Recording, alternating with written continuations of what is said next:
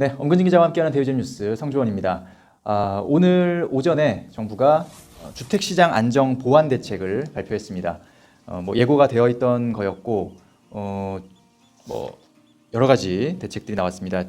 전체적인 기조 방향을 보면 다주택자와 법인들에 대한 좀 규제가 강화되고요. 그다음에 1주택자 그리고 실수요자, 무주택자에 대한 지원책이 조금 포함된 그런 내용이라고 볼 수가 있겠습니다. 일단은 이 자료 초반부에 보면 일단 주택시장 동향과 평가에 대한 내용이 있는데요. 정부는 현재 수도권, 서울을 비롯해서 일부 수도권에서 과열 현상이 지속되고 있다 이렇게 평가를 하고 있고요.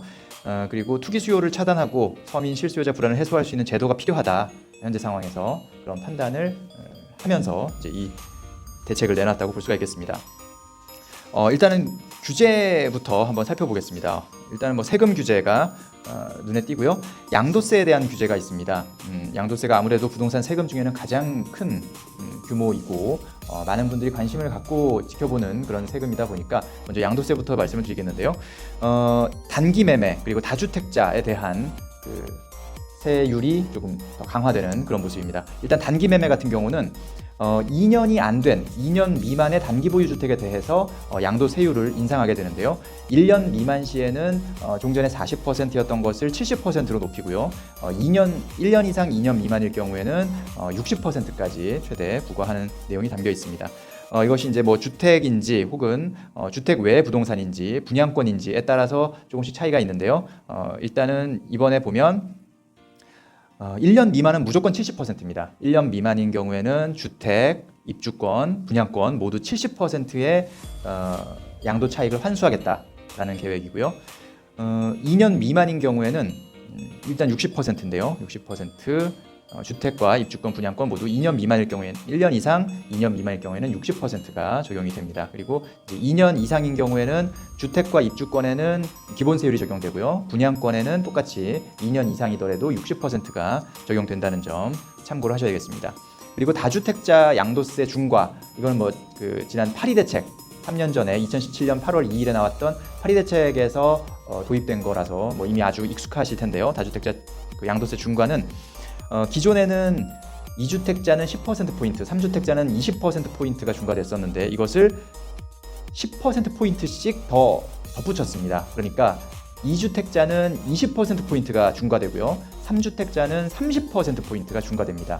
그러니까 현재 양도세 기본세율이 6에서 42%거든요. 여기에 2주택자 같은 경우는 조정대상 지역 내에 있는 주택을 처분하는 경우에는 기본세율에다가 플러스 20%포인트가 붙기 때문에 양도 차익이 얼마냐에 따라서 최대 62%까지 가능하고요. 그리고 3주택자는 72%까지 가능하다라는 뜻이 되고요.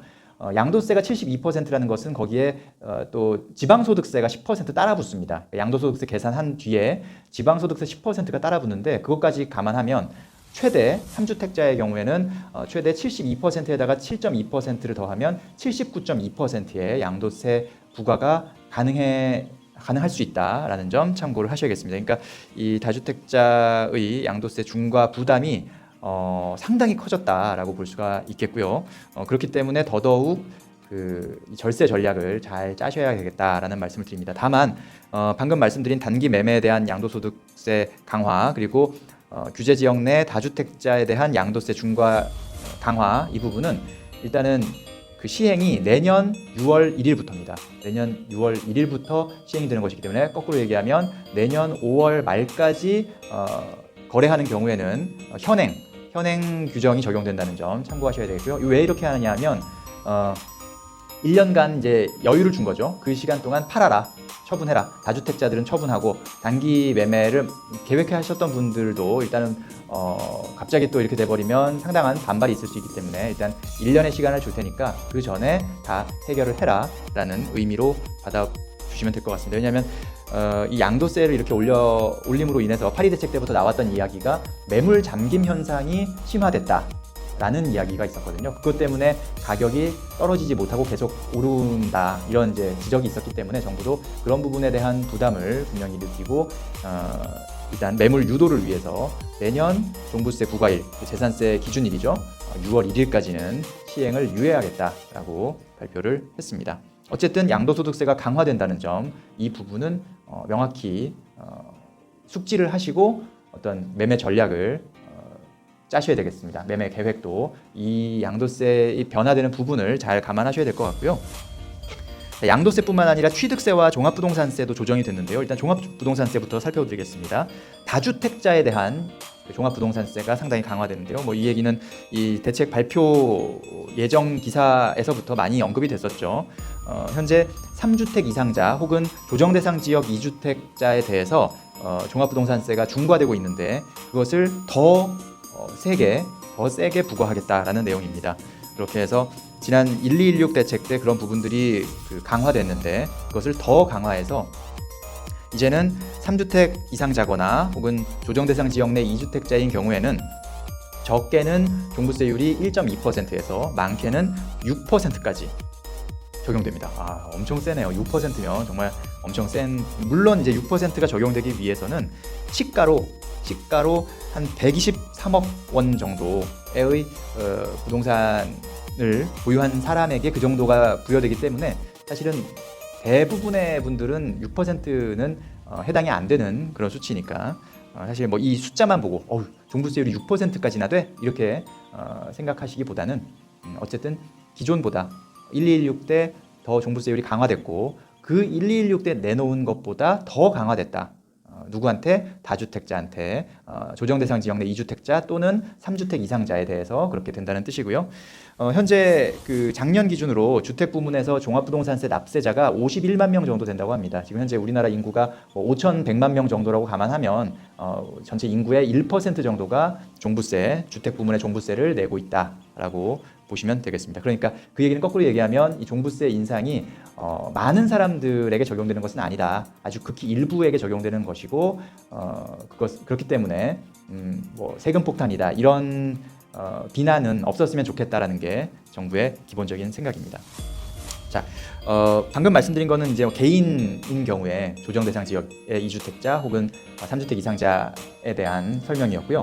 종합부동산세가 법인 같은 경우에 상당히 세게 적용됩니다. 그러니까 방금은 개인 같은 경우는 어떤 과표에 따라서 그러니까 공시 가격에다가 뭐 공정시장가액 비율을 곱하고 거기에다가 이제 나온 그 과세 표준을 구해서 그 과세 표준을 기준으로 이제 뭐 1.2%를 적용할지 6%를 적용할지가 결정이 되는 건데 법인이 보유한 그 주택에 대한 종합부동산세의 경우 다주택을 보유한 법인에 대해서는 과표와 상관없이 중과 최고 세율인 6%가 적용된다는 거, 이 부분이 상당히 부담일 것 같습니다. 그러니까 이거는 그냥 2주택만 해당이 돼도 법인에게는 무조건 과표가 뭐 1억이든 혹은 5천만 원이든 뭐 10억이든 20억이든 6%가 적용된다는 거죠. 가장 센 종부세율 6%가 적용된다는 것이고 이것은 물론 지난 6.17 대책에서 이미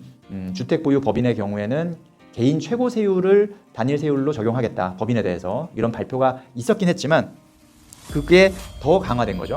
그 개인의 최고 세율이 지난번 1216 때까지만 해도 4%였거든요. 근데 그게 이제 6%까지 올라간 거기 때문에 1.5배가 됐다. 이렇게 생각하시면 되겠습니다. 그리고 법인에 대해서는 법인의 주택분 종합부동산세에 대해서는 기본공제 6억 원이 적용되지 않고요. 또 세부담 상한도 적용되지 않는다. 그러니까 전년 대비해서 얼마가 늘어나든 무조건 다 100% 부과를 하겠다는 뜻이고요.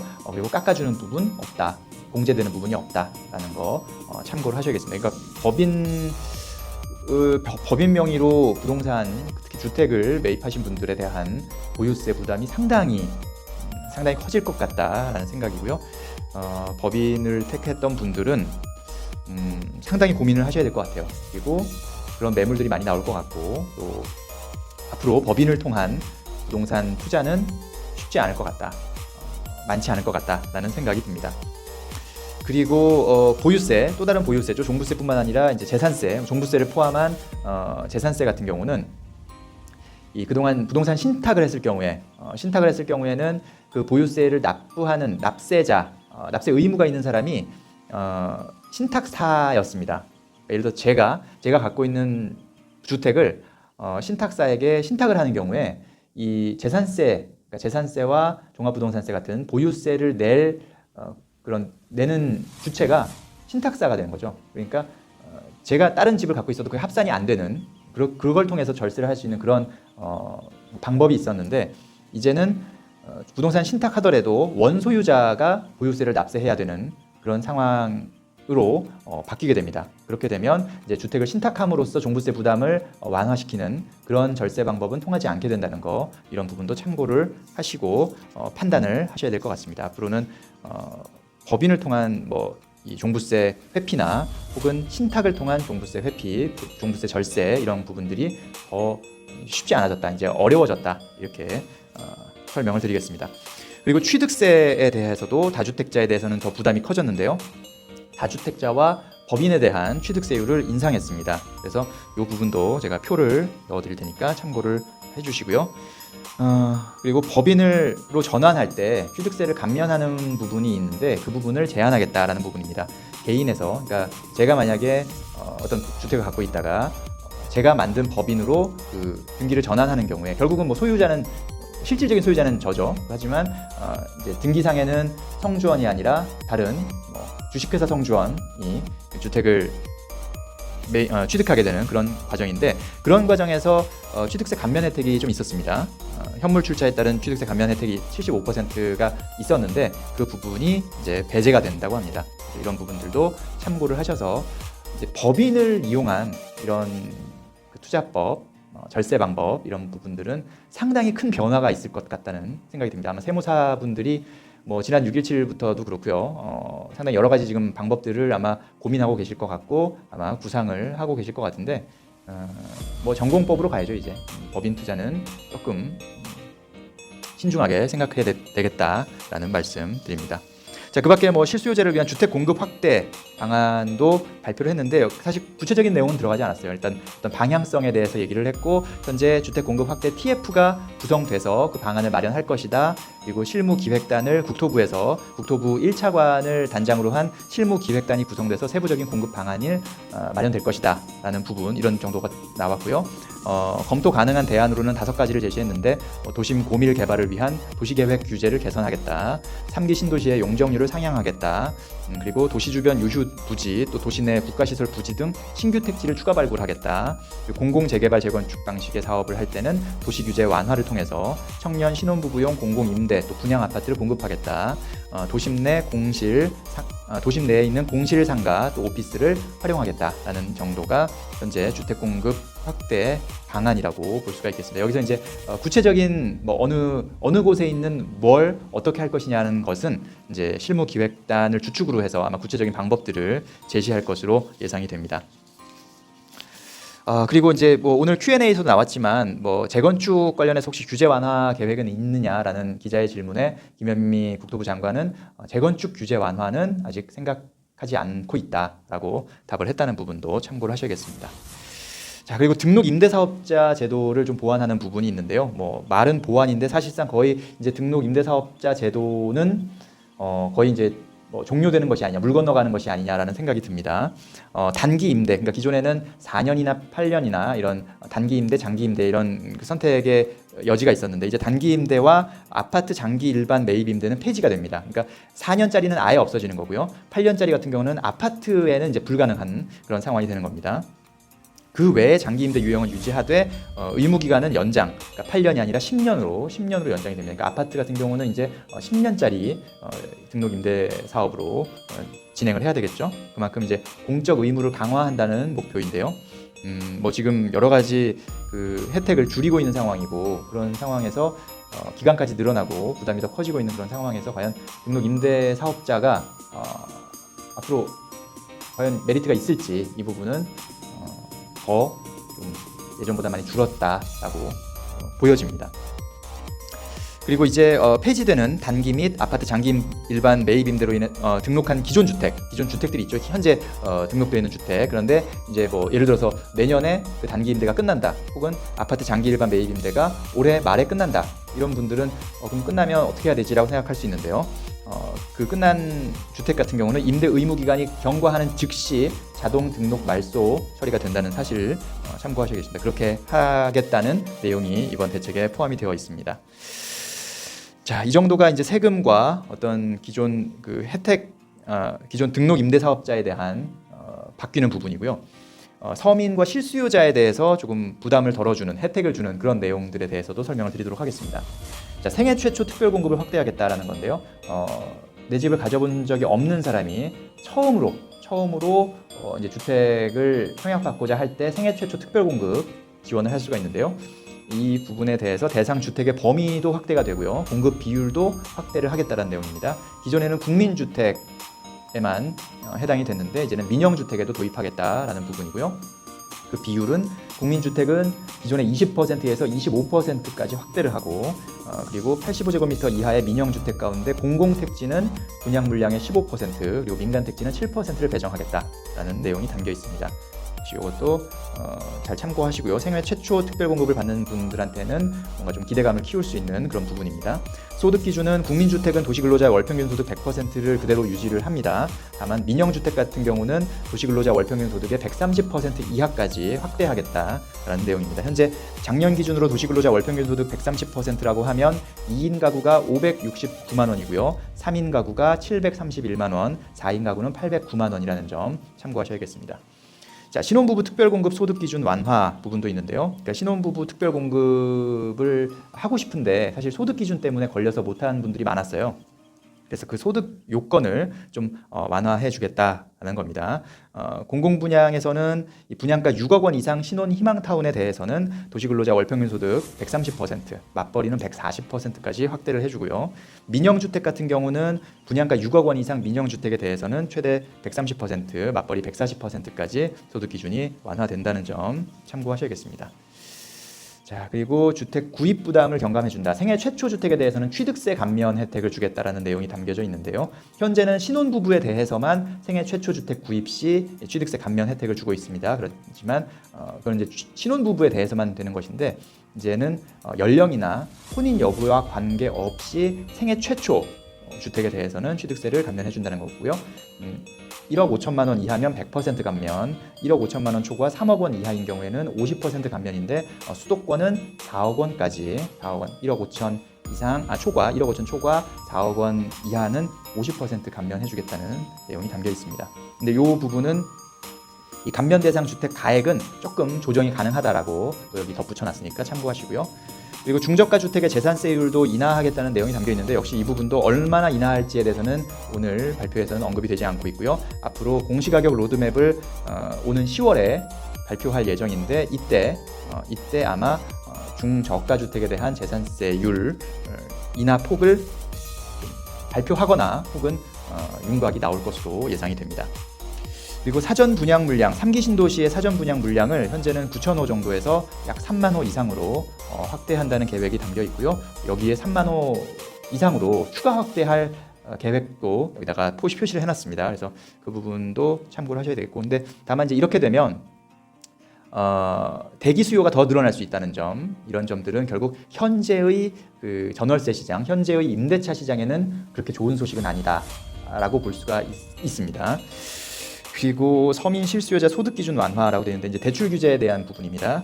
규제 지역의 LTV나 DTI가 지금 좀 많이 제한되고 있죠. 근데 여기에서 서민이나 실수요자는 그래도 한 10%포인트는 조금 더 우대를 해주거든요. 근데 그 기준을 기존에는 부부 합산 연소득 7천만 원 이하인 경우에 이제 우대를 해줬는데 그 부분을 조금 높여서 8천만 원 이하, 부부 합산 연소득 8천만 원 이하면 LTV나 DTI 10%포인트를 더 주겠다라는 부분이고요. 만약에 생애 최초인 경우에는 부부 합산 연소득 9천만 원까지 LTV와 DTI 우대 혜택을 받을 수가 있습니다. 자, 뭐 이런 내용들 담겨 있습니다. 그 집값을 잡겠다는 그런 강한 의지를 보여줬다. 그것은 분명한 사실로 보여지고요. 전문가들의 좀 평가를 좀 제가 말씀을 드리겠습니다. 전문가들의 평가를 좀 보면 일단은 현재 6.17 대책에서 나왔던 것은 대출에 대한 규제였죠. 그 부분이 상당히 강화되면서 많은 사람들이 좀 이제는 일반 그 서민들이 내 집 마련하기가 너무 어려워졌다, 그런 이야기를 많이 했었는데 그 대출 규제에 대해서는 뭐 특별히 개선되거나 혹은 보완된 부분은 없다는 점, 이런 점들이 좀 아쉽다는 지적이 있습니다. 물론 아까 말씀드렸지만 서민이나 실수요자 같은 경우는 LTV와 DTI에서 10%포인트를 더 주는 그런 부분이 있긴 합니다만 그것도 아주 극히 일부에 해당하는 내용인 것 같고요. 그리고 부부 합산 7천만 원 이하였던 것을 8천만 원 이하로 한다고 하지만 모르겠어요. 그게 얼마나 많은 사람한테 적용될 수 있는지, 혹은 그게 정말 또 한편에서는 딱 어떤 무 자르듯이 7천만 원, 8천만 원 이렇게 자른다는 게, 그래서 7,001만 원인 사람이 있을 수 있고 6,999만 원인 사람이 있을 수 있는데, 누구는 6,999만 원이어서 LTV와 DTI를 10%포인트 더 받고, 누구는 7,001만 원이어서 LTV와 DTI를 10%포인트 더 못 받고, 그 2만 원 차이에 이런 부분들도 사실 민감할 수 있거든요. 8천만 원이라고도 똑같죠. 그러면 7,999만 원인 사람과 8,001만 원인 사람의 갑자기 급격하게 차이 나는 이런 부분들을 굳이 명확한 기준이 아니잖아요. 7천만 원, 8천만 원이라는 게 사실 그냥 기존에 7천만 원이었으니까 그냥 1,000만 원 정도 더 얹어주지 이런 계산이었을 가능성이 크거든요. 예를 들어서 7천만 원이라는 숫자는 우리나라 직장인 몇 명 중에 몇 퍼센트에 해당하는 그런 규모여서 7천만 원으로 잡았는데, 그게 임금 인상이나 이런 것들이 감안해서 현재는 얼마가 됐고, 근데 그거에서 더 우리가 혜택을 주기 위해서 8천만 원을 올린 거다.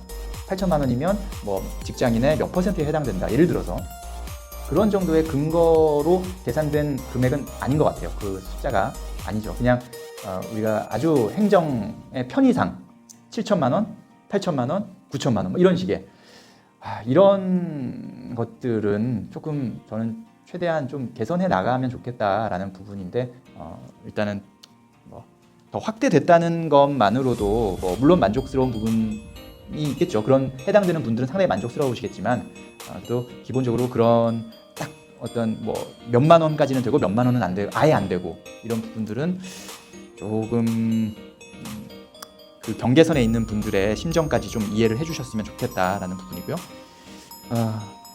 그리고 아까 말씀드렸던 그 사전 청약 물량 확대, 이런 부분들은 역시 사전 청약에 당첨이 되면 입주할 때까지 어쨌든 대기 수요로 계속 남아있게 되고 임대차 시장에서 계속 있으셔야 되기 때문에, 그런 분들이 많으면 많을수록 결국 임대차 시장의 가격에는 상당히 부담이 될 수 있다. 그러니까 가격이 뛰는 쪽으로 부담이 될 수 있다. 이런 부분들 같이 말씀드리고요.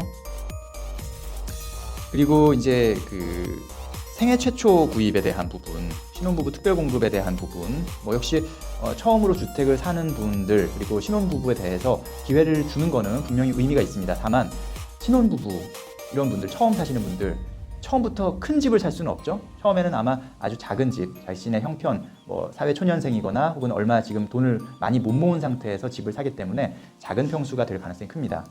근데 평생 거기서 살 수는 없잖아요. 어쨌든 신혼부부든 또 생애 최초든 아이를 낳고 가족이 생기고 점점 더 큰 어떤 공간이 필요하게 될 텐데, 그런데 그런 분들이 정상적인 아주 투기와 관계없이 그냥 실수요죠.